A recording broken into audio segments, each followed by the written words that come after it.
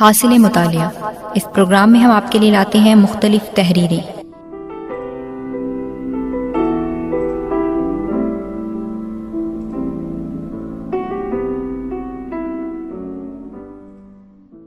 آج کی تحریر کا انتخاب ہم نے ہفتہ روزہ فرائیڈے اسپیشل سے کیا ہے۔ تحریر کا عنوان ہے انتظار اور انتشار، نعیم صدیقی کا ایک یادگار اداریہ۔ دنیا سراپا انتظار ہو گئی ہے، لیکن انتظار وہی بارآور ہوتا ہے جب اس میں آسودگی کے مثبت عناصر شامل ہوں۔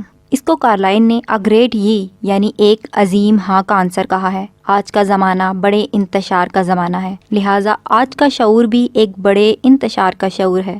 رونا تو اس بات کا ہے کہ ہمارا انتشار بھی مغرب کے انتشار سے پیچھے ہے اور گھٹیا اور کمزور ہے۔ کبھی کبھی کاریگروں کو دیکھا ہے کہ ایک چیز بنانے یا کسی مشینری کی مرمت کرنے میں جب ان کی بار بار کی بہترین مساعی رائگاں جاتی ہے تو وہ جھنجلا کر اوزار ہاتھ سے پٹک دیتے ہیں اور بڑبڑاتے ہوئے ایک طرف بیٹھ جاتے ہیں۔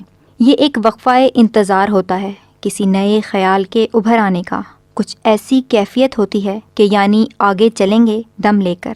آج کل پوری دنیا میں بالعموم ہمارے ہاں بالخصوص ایک عجیب وقفہ انتظار چھایا ہوا ہے۔ تسلسل حیات میں کبھی کبھی ایسا لمحہ انتظار آتا ہے۔ کسی بھی تخلیقی عمل میں وقفہ انتظار قیمتی چیز ہوتا ہے، بشرطیہ اس کے رحم میں ارتقائی عمل کا جین موجود ہو۔ ہمارا موجودہ انتظار کچھ باندھ سا ہے، اس میں آگے چلیں گے دم لے کر والی بات نہیں ہے، بلکہ یہ ہماتن ایک استحفام بنا ہوا ہے کہ جائیں کدھر کو ہم اور آگے کا اطلاق کس سمت پر ہوتا ہے اور دم لینے کے لیے کتنی مدت درکار ہے۔ یعنی انتظار کسی مثبت شے کا انتظار نہیں ہے، منفی انتظار ہے۔ بس در حقیقت یہ انتظار ہے ہی نہیں، ایک بیماری ہے۔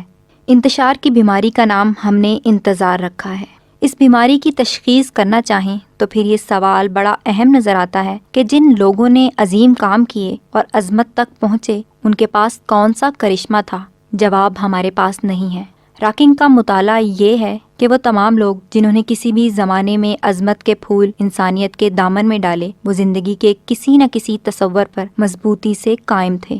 ان کے پیر پکی زمین پر جمے تھے، اس لیے انہوں نے آسمان سے تارے توڑے۔ اس کا شعور مستحکم تھا، اس لیے ان کے ہاں جب جنون کی لہر اٹھی تو اس کے جہاں برد و برآمد کا واضح عمل کیا، وہاں سمندر کی تہ کے موتی بھی اچھال دیے۔ ہر بڑا انسان کسی جاندار تہذیب کا ترجمان رہا، کسی نہ کسی معاشرے کی بہترین انسانی اقدار کو اس نے مشعل راہ بنایا ہے، اور اپنی شخصیت کو اس نے کسی مستقبل کی امید اور ماضی کی تاریخ کے درمیان مربوط کیا ہے۔ اس کے ہاں ایک مکمل نظام فکر رہا ہے، نہ کہ منتشر اثرات۔ اس کا ایک پائیدار انسانی کردار اس کے ساتھ ساتھ رہا ہے۔ مذہبی اصطلاح استعمال کرتے ہوئے اس کا خلاصہ یوں بیان کر دوں کہ اس کے ہاں ایمان تھا۔ ایمان کسی بھی تصور زندگی کی طرف یکسو ہو جانے اور یکسوئی کے اثر سے عالم افکار کے مرتب ہو جانے اور پھر اس کے مطابق ایک ایک رنگ شخصیت و کردار کے پیدا ہو جانے کی کیفیت ہے۔ ایمان چاہے کسی کفر پر ہو، بڑی معجز آفرین قوت ہے۔ ہماری مشکل یہ ہے کہ کفر سے دلچسپی لیتے ہیں مگر اس پر بھی ایمان نہیں رکھتے اور ایمان سے غیر مطمئن رہتے ہیں، لیکن پوری طرح کفر بھی نہیں کر سکتے، نہ ادھر کے رہے نہ ادھر کے رہے۔ یہ مضمون نعیم صدیقی کا ایک یادگار اداریہ ہے جو کہ ماہنامہ سیارہ لاہور اشاعت خاص 57 جنوری تا مارچ 2010 میں شائع ہوا تھا۔ بشکریہ ہفتہ روزہ فرائیڈے اسپیشل۔